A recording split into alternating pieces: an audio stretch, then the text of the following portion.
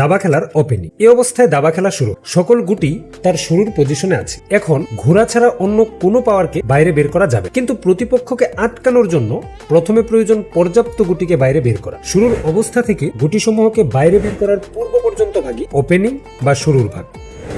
Opening এর মৌলিক সূত্রের গুরুত্ব। বোর্ডে প্রচুর গুটি থাকায় শুরুর ভাগে বিবেচনা করার মতো অসংখ্য বিষয় থাকে, তাই ভুল হওয়ার সম্ভাবনাও বেশি থাকে।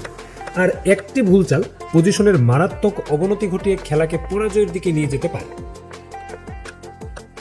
কিন্তু এ কথাও সত্যি যে প্রতিটি চাল হিসাব নিকাশ করে নির্ভুলভাবে দেওয়া সম্ভব নয়।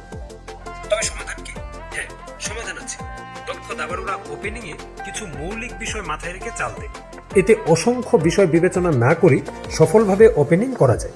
তাই নতুন দাবাড়ুদেরও প্রথমে এসব মৌলিক বিষয় জানতে হয়, পরবর্তীতে জটিল বিষয়সমূহ বোঝার জন্য এগুলো জানা বাধ্যতামূলক। তবে চলুন শুরুর ভাগের সেসব সূত্রসমূহ জেনে নিই। কেন্দ্র নিয়ন্ত্রণ। দাবা মানে যুদ্ধ। এবার যুদ্ধে যদি কোনো পক্ষের সৈন্য এক হাত বেঁধে নামে, তবে নিশ্চিতভাবেই তাকে পরাজিত করা তুলনামূলক সহজ হবে। সৈনিকদের যতটুকু শক্তি আছে তার সবটা দিয়ে যুদ্ধ করা উচিত। এবার দেখুন, বোর্ডের এই 4টি ঘরকে বলা হয় সেন্টার বা কেন্দ্র। ঘোড়া কেন্দ্রে অবস্থান করলে 8টি ঘর নিয়ন্ত্রণ করতে পারে, কিন্তু প্রান্তে থাকলে কেবল 2টি ঘর নিয়ন্ত্রণ করতে পারে। রানী কেন্দ্রে থাকলে 27টি ঘর নিয়ন্ত্রণ করতে পারে, কিন্তু প্রান্তে থাকলে 21টি ঘর নিয়ন্ত্রণ করতে পারে। অর্থাৎ কোনো গুটি কেন্দ্রে অবস্থান করলে সর্বোচ্চ সংখ্যক ঘর নিয়ন্ত্রণ করতে পারে। প্রান্ত অপেক্ষা কেন্দ্রে বসলে শক্তি কয়েক গুণ পর্যন্ত বৃদ্ধি পায়। এ কারণে গুটিসমূহকে অধিক শক্তিশালী বানানোর জন্য খেলোয়াড়কে প্রথমে কেন্দ্র নিয়ন্ত্রণে রেখে পরে সুবিধাজনক সময়ে কেন্দ্রে গুটি বসাতে হয়। এই বিষয়টাকেই বলা হয় কেন্দ্র নিয়ন্ত্রণ। শুরুর ভাগে এমনভাবে চালতে হয় যেন কেন্দ্র নিজের অধীনে থাকে, যেন পরবর্তীতে কেন্দ্রে গুটি বসানো যায়। অর্থাৎ দাবা খেলার শুরুর ভাগের প্রথম সূত্র হলো কেন্দ্র নিয়ন্ত্রণ করা। বিপরীত ক্রমে যদি সম্ভব হয় তবে প্রতিপক্ষ যেন কেন্দ্র নিয়ন্ত্রণ করতে না পারে সে চেষ্টাও করা উচিত। উদাহরণস্বরূপ বলা যায়, দাবা খেলার সর্বাপেক্ষা জনপ্রিয় প্রথম 2 চাল E4 ও D4, কারণ এর মাধ্যমেই কেন্দ্র নিয়ন্ত্রণ করা যায়। গুটিসমূহ বাইরে বের করা বা ডেভেলপমেন্ট। মনে করুন, কোনো যুদ্ধে উভয় পক্ষের 1 লক্ষ সৈন্য থাকা সত্ত্বেও কোনো পক্ষ কেবল 50,000 সৈন্য নিয়ে যুদ্ধে নেমেছে। নিশ্চিতভাবেই তাকে পরাজিত করা তুলনামূলক সহজ হবে। যুদ্ধের সময় সম্পূর্ণ সেনাবাহিনী নিয়ে পূর্ণ শক্তিতে মোকাবেলা করতে হয়, তবেই বিজয়ী হওয়া যায়। একই কারণে দাবা খেলার শুরুতে গুটিসমূহকে সক্রিয় তথা বাইরে বের করে নিয়ে এসে আক্রমণের জন্য প্রস্তুত করতে হয়। দাবার ভাষায় একেই ডেভেলপমেন্ট বলে। কোনো খেলোয়াড় ডেভেলপমেন্টে এগিয়ে থাকলে সে প্রথম আক্রমণের সুযোগ পায়। প্রতিপক্ষের তুলনামূলক নিষ্ক্রিয় গুটিসমূহ তার সক্রিয় গুটিগুলোকে মোকাবিলা করতে পারে। যেমন এই উদাহরণে হোয়াইট প্লেয়ারের সবগুলো মাইনর পিস সক্রিয় রয়েছে। তাছাড়া কুইন ও রুককেও সহজে আক্রমণে নিয়ে আসা যাবে। বিপরীতে ব্ল্যাক প্লেয়ারের 2টি মাইনর পিস এখনও আলোর মুখ দেখেনি। হেভি পিসগুলোকেও সহজে ডেভেলপ করা যাবে না। অর্থাৎ হোয়াইট প্লেয়ারের এতগুলো পাওয়ারকে মোকাবেলা করা সহজ হবে না। নিশ্চিত রূপে এখানে হোয়াইট প্লেয়ার এগিয়ে আছে। ভিডিওর পরবর্তী অংশে এ নিয়ে বিস্তারিত আলোচনা রয়েছে। ডেভেলপমেন্ট এতই গুরুত্বপূর্ণ যে অনেক ওপেনিংয়ে ডেভেলপমেন্টে এগিয়ে থাকার জন্য পন স্যাক্রিফাইস তথা কিছু পয়েন্ট পর্যন্ত লস করা হয়। উল্লেখ্য, যেহেতু হোয়াইট প্লেয়ার প্রথম চালার সুযোগ পায়, তাই সে তাড়াতাড়ি ডেভেলপমেন্ট করতে পারে। এ কারণেই বলা হয়ে থাকে যে দাবা খেলায় হোয়াইট প্লেয়ার তুলনামূলক এগিয়ে থাকে। অর্থাৎ দাবা খেলার শুরুর ভাগের দ্বিতীয় সূত্র হলো দ্রুত গুটিসমূহকে বাইরে বের করা তথা ডেভেলপমেন্ট করা। আর যেহেতু কেন্দ্র নিয়ন্ত্রণও গুরুত্বপূর্ণ, তাই ডেভেলপমেন্ট করার সময় গুটিগুলোকে এমন ঘরে বসাতে হয় যাতে তারা কেন্দ্রের উপর নিয়ন্ত্রণ রাখতে পারে। আর অধিক ঘর নিয়ন্ত্রণ করা তো সবসময়ই গুরুত্বপূর্ণ। বিপরীতক্রমে যদি সম্ভব হয় তবে প্রতিপক্ষ যেন সহজে ডেভেলপমেন্ট করতে না পারে সে চেষ্টাও করা উচিত। রাজার নিরাপত্তা তথা দুর্গ নির্মাণ। রাজার উপর খেলার জয় পরাজয় নির্ভর করে, তাই শুরুতেই রাজার নিরাপত্তা নিশ্চিত করতে হয়। দাবা খেলায় ক্যাসলিং নামক যে বিশেষ চালটি রয়েছে তার উদ্দেশ্য হচ্ছে রাজাকে নিরাপদে নিয়ে যাওয়া। ক্যাসলিং করা রাজাকে আক্রমণ করা বোর্ডের মাঝে থাকা রাজা অপেক্ষা তুলনামূলক কঠিন কাজ। তাছাড়া যদি প্রতিপক্ষ রাজাকে আক্রমণ করতে না পারে তবে নিশ্চিন্তে পরিকল্পনা করা যায়, এদিক নিয়ে ভাবতে হয় না। বিপরীতক্রমে প্রতিপক্ষ রাজাকে আক্রমণ করতে পারলে একটু অসতর্কতাই পরাজয়ের দিকে ঠেলে দেয়। অন্যদিকের কোনো সফল পরিকল্পনার মাধ্যমে পয়েন্ট লাভ করা তখন অর্থহীন হয়ে যায়। তাই রাজার নিরাপত্তার বিষয়টি অত্যন্ত গুরুত্বের সাথে বিবেচনা করতে হবে। অর্থাৎ দাবা খেলার শুরুর ভাগের তৃতীয় সূত্র হলো ক্যাসলিং করা। লক্ষ্য করুন, কেন্দ্র নিয়ন্ত্রণ, ডেভেলপমেন্ট, এরপর খেলোয়াড় যে কোনো দিকে ক্যাসলিং করতে পারে। কিং সাইডে করা ক্যাসলিংকে শর্ট ক্যাসেল, ও কুইন সাইডে করা ক্যাসলিংকে লং ক্যাসেল বলে।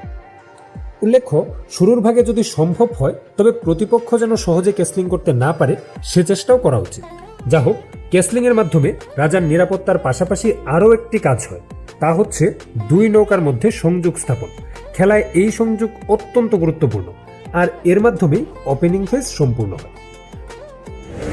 শুরুর ভাগে প্রধানত এই তিনটি বিষয় বিবেচনা করে চাল দিতে হয়, তবে কিছু অপ্রধান বিষয় মাথায় রাখতে হয়।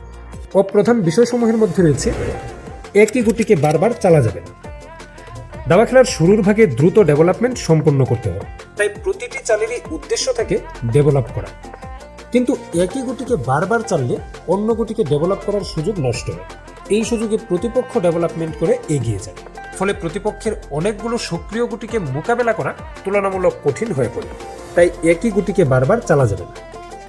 যেমন এই খেলাটি লক্ষ্য করুন: E4, E5, night F3, night C6, bishop B5, A6, bishop A4, B5, bishop B3, bishop B7, bishop D5, night F6, bishop B3। প্রথম 7 চালে হোয়াইট প্লেয়ার 5 বার বিশপ চেলেছে, আর এই সুযোগে ব্ল্যাক প্লেয়ার ডেভেলপমেন্টে অনেকটা এগিয়ে গিয়েছে। পরিষ্কার বোঝা যাচ্ছে যে এই অবস্থায় ব্ল্যাক প্লেয়ার এগিয়ে আছে। মেজর পিসগুলোকে সবশেষে ডেভেলপ করতে হয়। মেজর পিস অর্থাৎ কুইন ও রুককে সবার শেষে ডেভেলপ করতে হয়, কেননা প্রথম দিকে মেজর পিস ডেভেলপ করলে মাইনর পিস দিয়ে তাদের আক্রমণ করা যায়। এতে মাইনর পিসও ডেভেলপ হয়ে যায়, আর প্রতিপক্ষ এক গুটি বারবার চালতে বাধ্য হয়। যেমন এই খেলাটি লক্ষ্য করুন: E4, D5, E capture D5, queen capture D5। Black player প্রথমে কুইন ডেভেলপ করেছে, ফলে হোয়াইট প্লেয়ার বারবার কুইনকে আক্রমণ করার সুযোগ পায়। Knight F3, queen E6 check, bishop E2, queen G4, পনকে আক্রমণ, castling, E6, D4, queen G6, night C3। কয়েক চাল পর খেলার অবস্থা লক্ষ্য করুন। হোয়াইট প্লেয়ার কেন্দ্র নিয়ন্ত্রণ ও ডেভেলপমেন্ট করে আক্রমণের জন্য প্রস্তুত, আর ব্ল্যাক প্লেয়ারের কোনো গুটি ডেভেলপ করা হয়নি, বরং এখন যে কোনো সময় রানী আটকে যেতে পারে।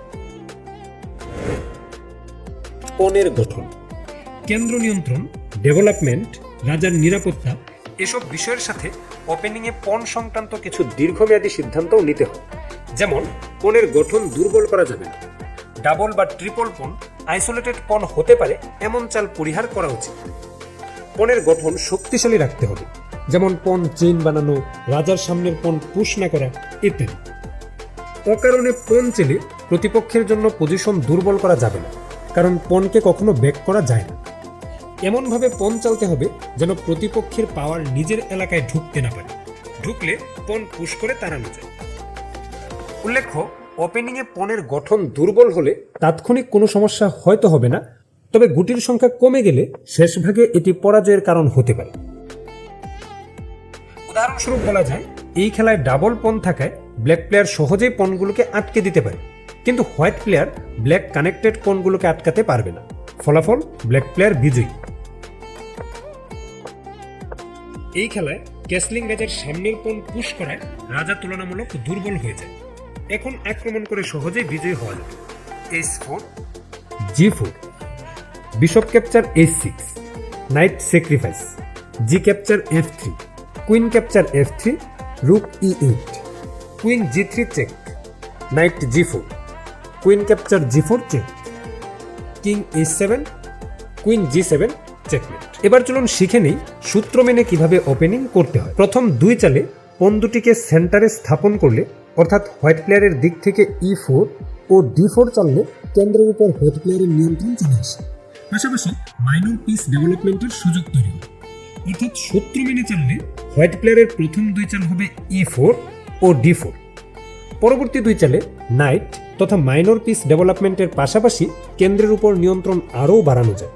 সঠিক চাল হচ্ছে নাইট F3 ও নাইট C3। তারপরের 2 চালে অবশিষ্ট মাইনর পিস তথা বিশপ ডেভেলপের পাশাপাশি আবার কেন্দ্রের উপর নিয়ন্ত্রণ প্রতিষ্ঠা করা যায়। সঠিক উপায় হচ্ছে বিশপ C4 ও বিশপ F4। অর্থাৎ পরবর্তী 4 চালে মাইনর পিসগুলো ডেভেলপ করার পাশাপাশি কেন্দ্রের উপর নিয়ন্ত্রণ আরও বাড়ানো যায়। উল্লেখ্য, বিশপ ডেভেলপমেন্টের পূর্বেই সাধারণত নাইট ডেভেলপমেন্ট করা হয়। সবশেষে শর্ট ক্যাসলিং করলে রাজা আরও নিরাপদ স্থানে সরে যায়, ফলে আক্রমণ করার আর কোনো বাধা থাকেনি। তবে কুইন সরিয়ে রুককে কানেক্ট করে এবং প্রয়োজন পড়লে রুক দুটিকে কেন্দ্রের দিকে নিয়ে এসে আক্রমণ শুরু করতে হয়। দাবা খেলার সূত্র অনুযায়ী এই হচ্ছে গোল্ডেন প্রথম 10 চাল। যে কোনো দাবারুর লক্ষ্য হওয়া উচিত প্রথম 10 চাল এভাবে দেওয়া। যদি কোনো খেলোয়াড় প্রথম 10 চাল এভাবে দিতে পারে তবে নিশ্চিতভাবেই সে এগিয়ে থাকবে। সফটওয়্যারে এই পজিশনটি চেক করলে দেখা যায় যে এখানে হোয়াইট প্লেয়ার 4 পয়েন্ট, মানে একটি ঘোড়া ও পনের সমমান পয়েন্ট এগিয়ে আছে, যদিও এখনো পর্যন্ত কোনো গুটি ক্যাপচার করা হয়নি। যা হোক, বাস্তবে এরূপটা কখনোই হয় না। প্রতিপক্ষ অবশ্যই এই 10 চালের মধ্যে কোনো কিছু চালবে। চালের উপর ভিত্তি করে এমনভাবে চালতে হবে যেন সর্বোচ্চ সংখ্যক গুটি দ্বারা কেন্দ্র তথা এই চারটি ঘর নিয়ন্ত্রণ করা যায়, দ্রুত ডেভেলপমেন্ট তথা মাইনর পিসগুলোকে বাইরে বের করা যায় এবং ক্যাসলিং করা যায়। আর হ্যাঁ, একই গুটিকে বারবার চালা যাবে না।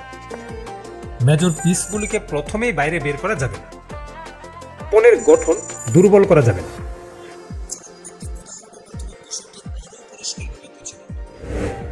প্রথম চাল হোয়াইট প্লেয়ারের।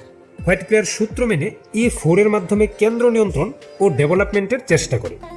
ব্ল্যাক প্লেয়ার E5 এর মাধ্যমে তার উত্তর দেয়। এখন আর D4 চালা যাবে না, ব্ল্যাক প্লেয়ারের ক্যাপচার করার সুযোগ থাকে, কিন্তু এখন নাইট ডেভেলপ করে কেন্দ্রের উপর নিয়ন্ত্রণ বাড়ানো যায়, পাশাপাশি পনকেও আক্রমণ করা হয়, তাই নাইট F3। ব্ল্যাক প্লেয়ারও পনকে রক্ষা করার পাশাপাশি ডেভেলপমেন্ট ও কেন্দ্রের নিয়ন্ত্রণ বজায় রাখতে নাইট C6 চালে। এবার বিশপ ডেভেলপমেন্ট ও কেন্দ্রের উপর নিয়ন্ত্রণ। ব্ল্যাক প্লেয়ারও নাইট ডেভেলপ করে উত্তর দেয়। এখন পনকে আক্রমণ করা হয়েছে, তাই আপাতত ক্যাসলিং না করে পনকে সাপোর্ট দিতে হবে। তারপর ব্ল্যাক প্লেয়ার বিশপ ডেভেলপ করে। এবার উভয় পক্ষ ক্যাসলিং করে। খেলা এভাবেই চলতে থাকে। অতএব আমরা দেখতে পাচ্ছি মূল লক্ষ্য ঠিক রেখে চালে সামান্য পরিবর্তন আনা যায়। তবে এটি নিশ্চিত যে যদি কোনো খেলোয়াড় শুরুর ভাগে এসব সূত্র মেনে চালে তবে শুরুর ভাগে কোনো ভুল হবে না। যে কোনো খেলোয়াড় শুরুর ভাগে তার কোনো ক্ষতি করতে পারবে না।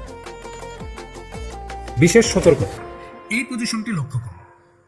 সর্বশেষ চালে হোয়াইট প্লেয়ার কুইনের মাধ্যমে ব্যাটারি তৈরি করে F7 ঘরে আক্রমণ করেছে, তাই এখন ওপেনিং এর সূত্র না মেনে একটু হিসেব করে চাললে লাভ বেশি হবে। চাইলে চালটি খুঁজে বের করতে পারেন।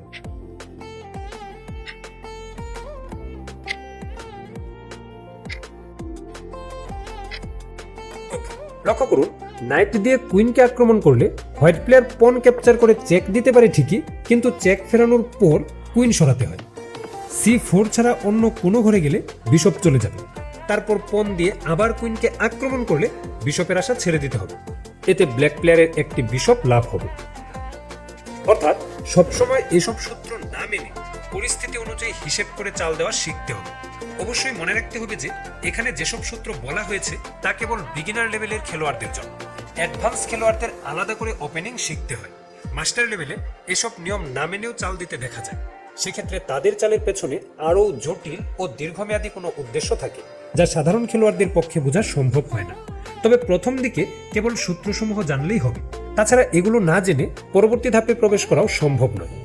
জটিল বিষয়সমূহ নিয়ে পরবর্তীতে যখন আলোচনা করা হবে তখন এসব মৌলিক ধারণাসমূহ বেশ কাজে আসবে।